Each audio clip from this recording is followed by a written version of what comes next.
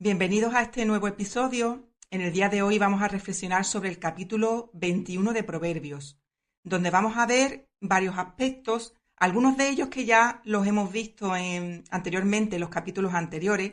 Seguimos con el conjunto de capítulos de consejos para la vida, que es ya llevamos varios capítulos, desde el 13 o el 14, y vamos ya por el 21. Y vamos a tratar una serie de aspectos que ya los hemos tratado anteriormente, pero que, como vemos, pues en Proverbios se recalca o se reitera sobre diferentes aspectos y consejos de la vida. Vamos a ver el comportamiento del impío y sus consecuencias. También vamos a tratar el tema de la soledad, mejor vivir en soledad que convivir con una persona rencillosa e iracunda. También el comportamiento del justo y las consecuencias de su actuar. También algunos versículos hay en este capítulo sobre la pereza. Pero en primer lugar vamos a comenzar con el primer tema, que es el tema también que he puesto como título de esta reflexión, que el Señor es el que da la victoria. Y esto lo vemos en el primer versículo y en el segundo de este capítulo 21. También lo vemos en el versículo 16, el 21, el 30 y el 31. El versículo 1 de este capítulo 21 dice: como los repartimientos de las aguas, así está el corazón del rey en la mano de Yahvé. A todo lo que quiere, lo inclina. Así que, como vemos, como las corrientes de agua es el corazón del rey en las manos de Dios. El Señor puede hacer algo nuevo. Él puede cambiar las circunstancias de un lugar, de un país, de unos soberanos, de unos políticos. Cuando el Señor actúa, Él da la victoria. Pero fíjate que hay un detalle en este versículo, y es que tiene que tener el corazón del rey en su mano para inclinarlo en la dirección que él vea conveniente. Una pregunta de reflexión sería: ¿qué significa que el Señor tenga nuestro corazón en su mano para llevarlo como una corriente de agua donde quiera? Pues aún hay esperanza de que el Señor controla las circunstancias cuando nuestro corazón le pertenece, cuando nuestro camino le pertenece y vamos a ser inclinados a lo que Él quiera. ¿Cuál es el llamado en tu vida? Sería otra pregunta de reflexión.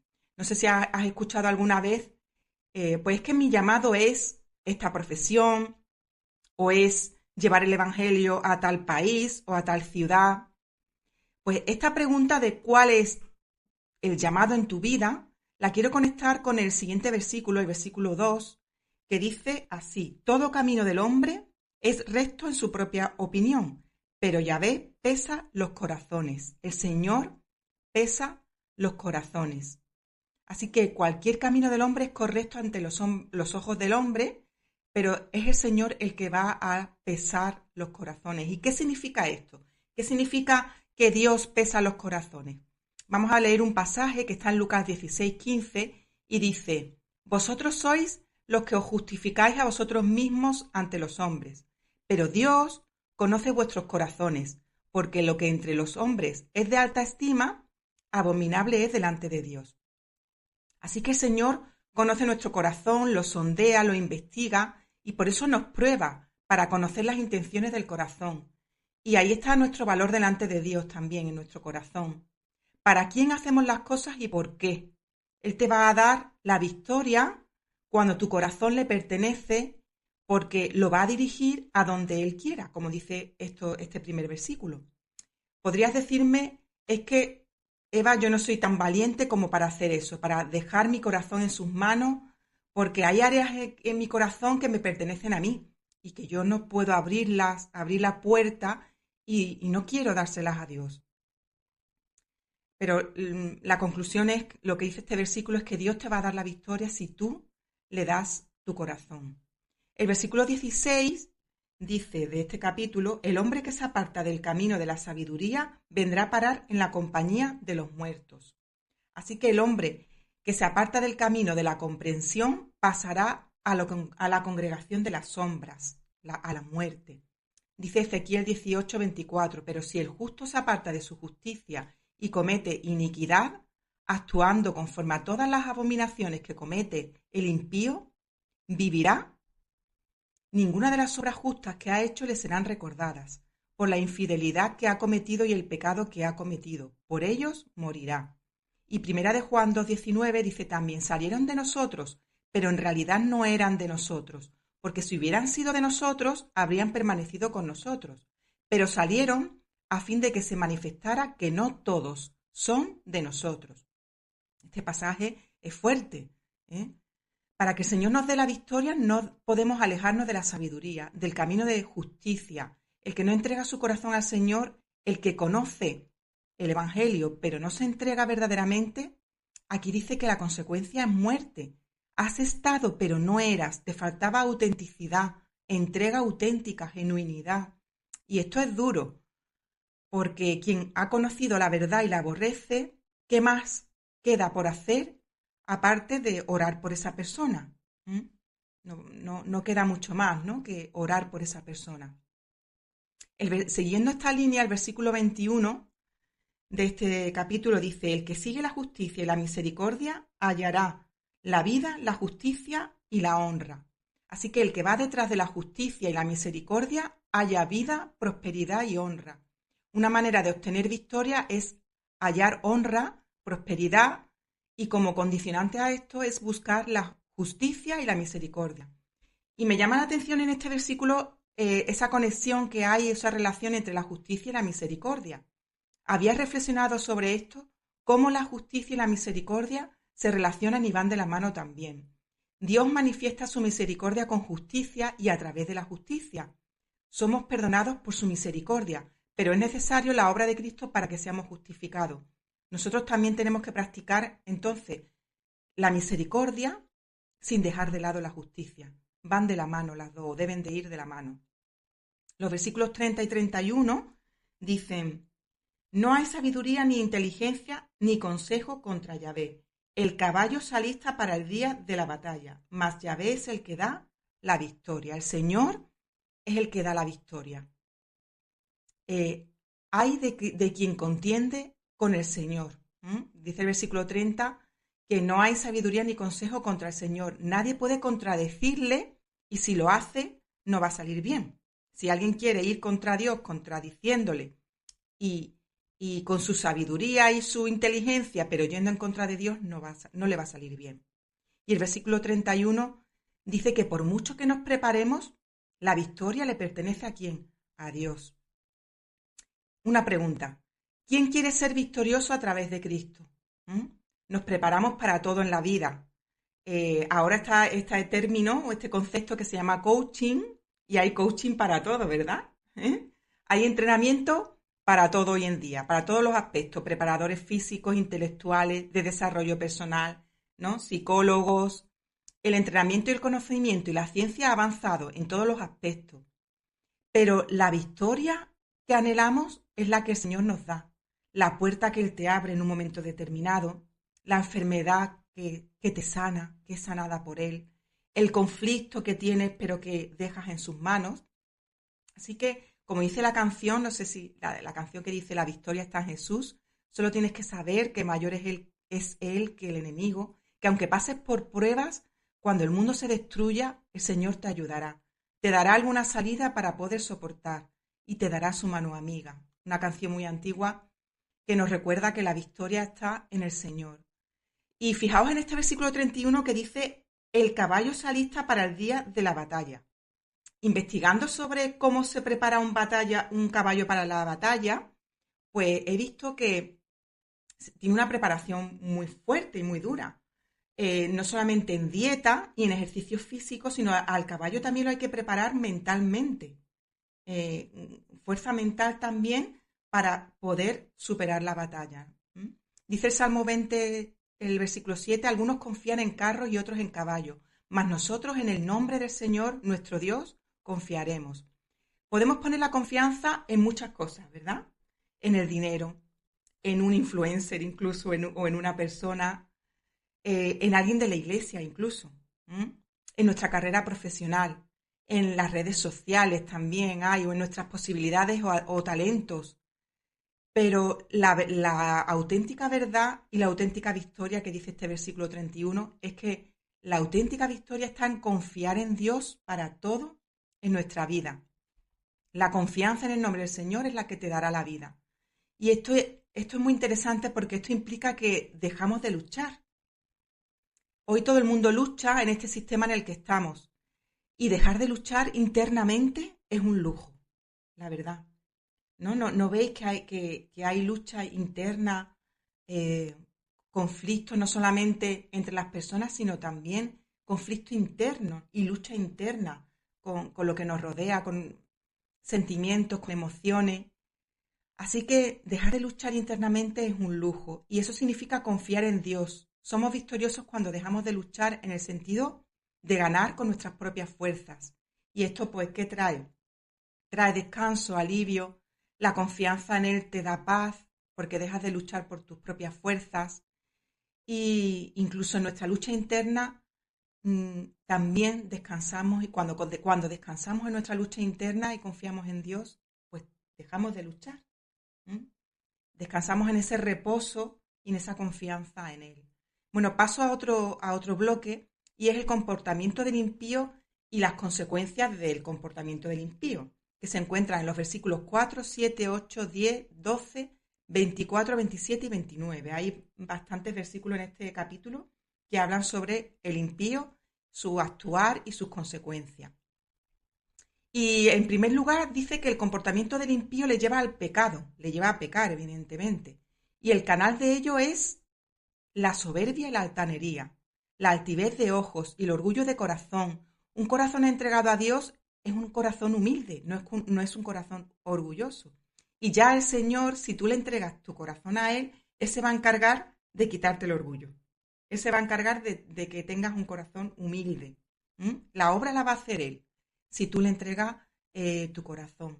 En segundo lugar, la violencia del inicuo los arrastrará porque se niegan a obrar con justicia. Violencia y falta de justicia. En tercer lugar, el camino del impío se hace duro, extraño, torcido. No es un camino recto. El alma del impío desea el mal.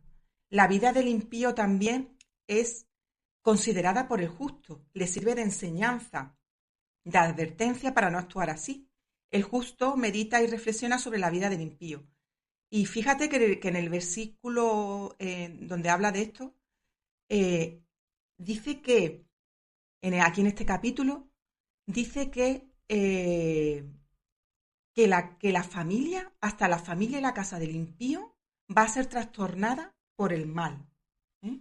Hasta la familia y la casa del impío va a ser trastornada por el mal. El versículo 12 dice, considera el justo la casa de impío, cómo los impíos son trastornados por el mal. O sea, cómo el actuar de una persona, eso lo sabemos, no solamente va a afectar a ella, el comportamiento de la persona impía o inicua, va a afectar a toda su casa y a toda su familia, y así también va a afectar el comportamiento del justo, va a influir a toda su casa y a toda su familia. ¿Mm?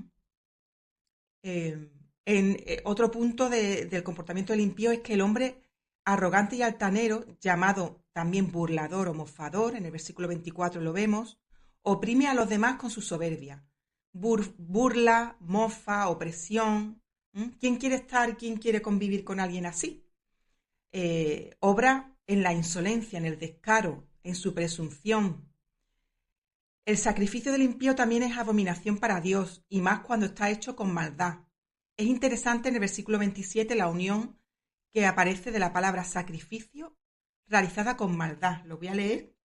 Y dice, el sacrificio de los impíos es abominación, cuanto más ofreciéndolo con maldad. O sea, se relaciona aquí la palabra de sacrificio hecho con maldad. Pues eso es abominación para Dios. El hombre impío también dice el versículo 29 que endurece su rostro. Y sin embargo, el resto mira bien su camino, endurecer el rostro. Está aquí relacionado, si nos fijamos, en este pareado del versículo 29. ¿Y qué es endurecer el rostro? ¿Qué significa endurecer el rostro? No sé si alguna vez os habéis dado cuenta habéis visto la cara de alguien y habéis visto, tiene el rostro endurecido. Normalmente son personas ya mayores, o sea, ya con cierta edad. Un niño no es tan fácil, ¿no? Aunque un niño o un joven, ¿no? Pero ya las personas con cierta edad, pues sí, hay personas que tienen el rostro endurecido, que no transmiten tranquilidad ni paz. ¿Y por qué? ¿Qué significa un rostro endurecido? Pues que no ve bien su futuro. ¿Mm? no tiene un camino ordenado donde pueda, pues eso, tener tranquilidad, ¿no? Y es curioso porque la comunicación no verbal, ¿no? Cómo, cómo el rostro, la mirada, transmite tanto, transmite lo que sentimos y no solamente eso, sino que nuestro rostro y nuestra mirada transmite lo que sentimos y transmite lo que hemos vivido. Y eso es lo que dice este versículo, que el hombre impío endurece su rostro. ¿Por qué? Porque ahí se está viendo lo que ha vivido en el pasado. Cómo lo que vivimos va dejando huella y marca en nuestro rostro, en nuestro físico, en nuestra mirada, ¿verdad? Y esto pues es una realidad que se nombra aquí en el versículo 29 y es así. Bueno, pasamos al bloque de los versículos 9 y 19 que tratan sobre mejor vivir en soledad que convivir con mujer rencillosa. En estos dos versículos se expresa la misma idea de manera reiterada, que es mejor vivir en un rincón de un tejado que compartir una casa en común con una mujer rezongona, rencillosa. O sea, es mejor vivir en una tierra desierta que con una persona así. La persona que gruñe, refunfuña a lo que se pide, haciéndolo de mala gana. No solo se refiere a la persona conflictiva, sino también a la persona que es rebelde sin causa. No sé si habíais conocido a alguien así, que es rebelde por naturaleza. Es alguien que también esto está relacionado con un corazón lleno de orgullo, lo que hablábamos antes, y una persona que no espera en la victoria que Dios le puede dar. Como estábamos hablando al principio, la victoria que Dios da, si tú descansas en el Señor, en que Él es obedeciéndole, te va a dar la victoria, va a hacer que no seas una mujer rezongona y rencillosa. Rezongona significa, pues eso, que gruñe esa persona que se queja constantemente si le pides algo, gruñe, refunfuña, no, o sea, que el espíritu libre, pero en el sentido de hago lo que me da la gana, ¿no? Y que, pues eso, las consecuencias no son buenas, ¿no? Para cuando tú quieres convivir con otra persona y compartir, en ese compartir, que significa que es el matrimonio, ¿no? O bien si quieres convivir con alguien, porque esto se puede aplicar no solamente al matrimonio, sino también a la convivencia entre dos personas o más personas, ¿no? Y viven ahí, pues eso, con esa lucha, ¿no? Pues dice aquí Proverbios que es mejor vivir solo, mejor la soledad que convivir con una persona así. Así que, bueno, para reflexionar, ¿con quién estás conviviendo? ¿Eh? O también, ¿cómo eres tú en la convivencia? Podría ser otra pregunta de reflexión. ¿Cómo te comportas tú? Lo voy a apuntar. ¿Cómo te comportas en la convivencia con los demás? ¿Cómo te comportas? Pues sería también una pregunta de reflexión interesante para que reflexionemos sobre ello. Bueno, pasamos a las consecuencias del actuar de la persona justa, que lo vemos también en este capítulo en los versículos 8, 12, 15, 18, 20, 21 y 26. Vemos aquí, y dice que la obra del puro es recta. El proceder con justicia es alegría para el justo. Así que una de las consecuencias de la persona que actúa de manera justa es el gozo, la alegría, que es la consecuencia de la persona que actúa correctamente. Vas a tener en tu corazón gozo, ¿no? Qué tranquilidad, ¿verdad? Y qué gozo cuando tú, en una situación complicada, has actuado correctamente, has actuado de manera justa. Eso trae a tu alma gozo y alegría, que es lo que dice aquí. Es que es una verdad, son verdades las que vienen aquí en los proverbios. Y qué gozo y qué alegría cuando tú has actuado correctamente, aunque haya sido difícil la situación. Ante una situación difícil que se ha puesto en tu camino, en tu vida, ¿eh? y tú actúas como hay que actuar correctamente, qué alegría y qué gozo, ¿verdad? Trae esto al corazón, ¿no? Y cuando no se hace así, pues ¿qué trae? Remordimiento, sentimiento de culpa, que digamos que sería lo contrario a la alegría y el gozo. El remordimiento y el sentimiento de culpa es lo contrario. ¿Mm? Eh, el versículo 18 dice que el impío es rescate para el justo, se pone en su lugar, o sea, que el impío, la persona que actúa incorrectamente, impíamente, se va a poner en el lugar del justo en el momento de la prueba. Dice Proverbios 11 también, el justo es librado de la tribulación y el impío toma su lugar. Pues otra vez se vuelve a decir aquí de otra manera. Hay tesoro precioso y aceite en la casa del justo. Es otra de las consecuencias del comportamiento de la persona justa, que va a haber tesoro precioso y aceite. Y fijaos que el aceite está relacionado con el Espíritu de Dios. Así que en la casa del justo va a haber tesoros y bendiciones espirituales. También el que va tras la justicia y la misericordia hallará vida, prosperidad y honra. Y la persona justa es generosa, da sin detener su mano. Dice también, el justo es generoso, es otra de las consecuencias de la persona que actúa queriendo agradar al Señor, queriendo obedecerle, queriendo agradarle, pues que es una persona generosa. Hablamos sobre la pereza ahora en los versículos 17 y 25. El versículo 17 dice, hombre necesitado será el que ama el deleite, y el que ama el vino y los ungüentos no se enriquecerá. Así que el que ama el placer y el deleite será pobre. El deseo de no trabajar va a matar al perezoso.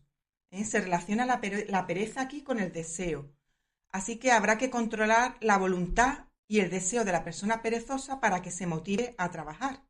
La motivación es muy importante en la persona trabajadora y la persona perezosa. Además aquí lo relaciona y lo explica muy bien. O sea que lo voy a leer en el versículo 17. No, perdón, en el 25. El deseo del perezoso le mata, porque sus manos no quieren trabajar. Así que aquí está hablando de motivación, porque está muy relacionada con el deseo. Yo lo vivo constantemente esto con mis alumnos. Y aquí que hay alguna profesora conectada, maestra, también me entiende que, ¿verdad? La falta de motivación. Cuando un alumno no está motivado, primero hay que motivarlo y después enseñarle. Pero como no tenga motivación, bueno, pues ahí, en el perezoso igual. Una persona perezosa, si tenemos un familiar, ¿qué hay que hacer? Primero motivarla porque el problema está en su deseo. Dice que le mata, el deseo del perezoso le mata. Así que hay que motivar correctamente a una persona porque cuando gobierna la apatía y el desánimo es muy difícil trabajar con esa persona. Bueno, pues ya resumiendo, podríamos relacionar todo lo visto en este capítulo con la idea de que el Señor es el que da la victoria. Él es quien nos justifica y nos ayuda a ser justos con todas las consecuencias que hemos visto anteriormente. El Señor te da la victoria para actuar no de manera rencillosa, como la mujer rencillosa que aquí aparece, sin rezongar, sino que te da la victoria contra la pereza. Porque qué mayor motivación que la que da Dios, la que Dios te puede dar a tu corazón, ¿verdad? Así que el Señor es el que te puede dar la auténtica victoria en Cristo. Y te dejo ya con estos pasajes que dicen en 1 Corintios 15, pero a Dios gracias que nos da la victoria por medio de nuestro Señor Jesucristo. El Salmos 3 dice, mas tú, oh Señor, eres escudo en derredor mío, mi gloria, y el que levanta mi cabeza. En 2 Corintios 2,14 dice, pero gracias a Dios que en Cristo siempre nos lleva en triunfo y que por medio de nosotros manifiesta en todo lugar la fragancia de su conocimiento. Me encanta esta expresión, la fragancia de su conocimiento. Para Dios somos grato olor de Cristo, olor de vida para vida. Así que deseo esto para ti, que seas olor de vida para vida a través de la victoria que solo Dios puede traer a tu vida. Te espero en el próximo capítulo.